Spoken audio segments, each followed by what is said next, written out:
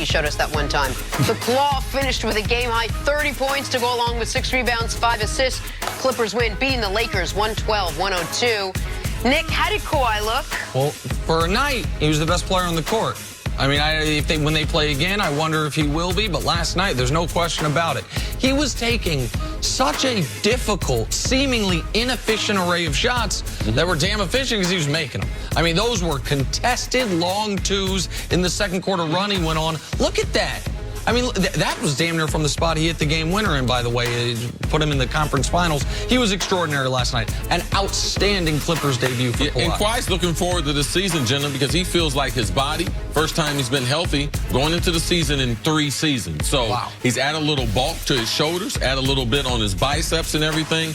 Love in Los Angeles, hadn't found the house yet. They're still looking for a house, but found his offensive game in that second quarter.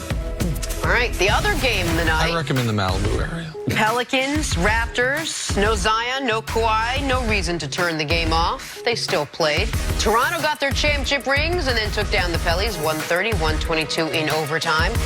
That thanks to Pascal Siakam and Fred VanVleet, who each scored 34 points. Nick, can the Toronto Raptors compete again this season? For a championship? No. Of course not. But can they maybe creep into the 4th spot in the East? Sure. Could they continue what they showed last year, the ability to play at a very high level in the regular season without Kawhi Leonard? Absolutely. And while this is not sustainable from VanVleet, even though I think he's a very good player, it's close to sustainable from Siakam. Not 34 a night, but Siakam being the best player on a good team. He has shown that steady progression now in year 4. So, no, I think the Raptors can be a tough out in the first round, maybe make conference semifinals. That's their ceiling now because they don't have a go-to superstar. This is a great win for them. Great way to start their season night. They got those giant championship rings. Right, and there's only a couple teams that have the overall chemistry like they have. We saw the Clippers in the late game, their bench scoring 60 points. That comes from chemistry. No, they don't have Kawhi. They don't have the superstar. Siakam, he's going to be a problem for the NBA, but they do have chemistry. They enjoy being with each other. They did get those rings that look like they came out of a bubblegum machine last night. So to me, they're hard out when you get in a 7-game series because of the experience of what they went through last year. All right, let's move on to the Warriors. Haven't talked about them in a while. Klay Thompson suffered a torn ACL in Game 6 of the finals last season, and though the hope was to get him back by the All-Star break this year, that might not be the case, with Steve Kerr saying it's unlikely that he's going to play this year. Well, Kerr would then walk that back slightly, saying, we'll leave the door open. Nick, how far can Steph carry the Warriors if Klay cannot come back? Quickly on Kerr, I think Kerr's doing the right thing. They don't want to do make the same mistake they made with Durant. He already made a mistake. Which part? The first part or the second part? Walking it back? But him saying that he was going to be out. Well, I think they did that so they can just set it aside so he's not constantly asked for updates on Klay Thompson. But now when he walks it back, he's going to be asked for updates on Klay Thompson either way. Right. So he should have just said, we don't know. He got hurt in June. You don't have to answer. Like, the media is not that savvy that that was such a hard question. I got to answer. No. I don't know when he's going to be back. The probability of him playing, we don't know what it is. Fair. And if he had said that, this part's a non-story. Understood. But on to your, with Klay not out there, how good can the Warriors be? To me, there's 5 teams in the West that are clearly better than everybody. We'll see the order. Wait, this is without Klay in the lineup? There's 5, Lakers, Clippers, Nuggets, Jazz, and I'm leaving an obvious one out in the Rockets. Thank you. And then there's a 6th in the Blazers that say we think we should be right in that conversation. We were in the conference finals last year. So then there's 2 spots open at the bottom of the playoffs. Do I think the Warriors can be that 7th or 8th seed without Klay? I do. Now they're going to struggle defensively. They are going to be a bad defensive team for the first, not a top 10, 5 defense, top 10 defense. They're going to be a bad defensive team for the first time in the Steve Kerr era. That when you have Steph and D'Angelo as your backcourt, that's going to happen. But I think Steph is sensational.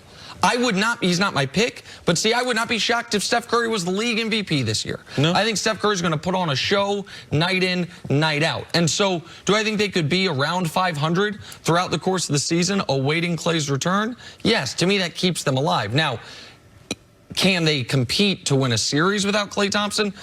Probably not. Can they compete to get to the conference finals without Klay Thompson? No chance whatsoever.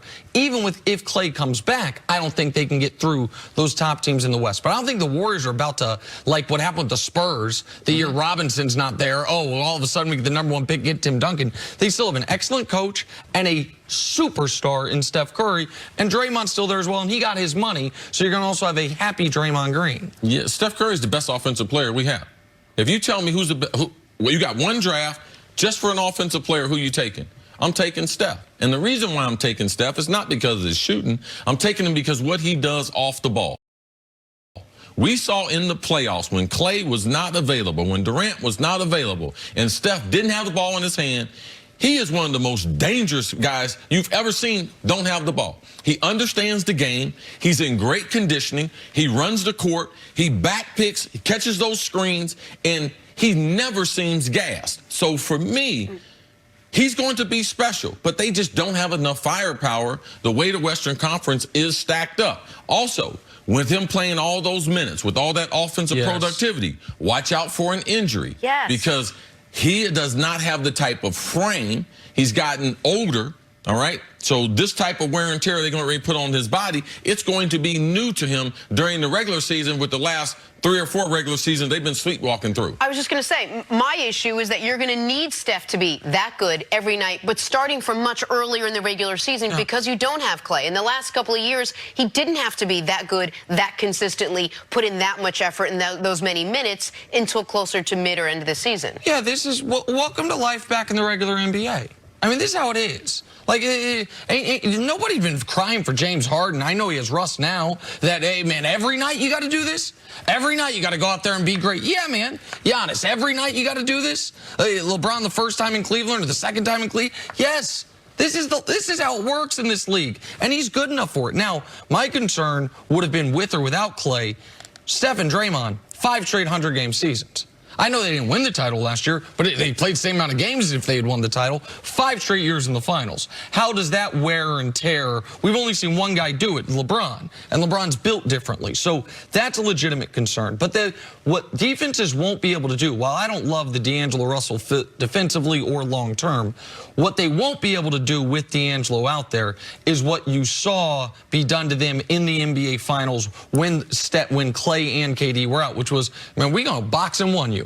We're gonna triangle and 2 you at times. We're going to just make sure Steph can do nothing because no one else threatens us. D'Angelo Russell's a good enough scorer that won't happen.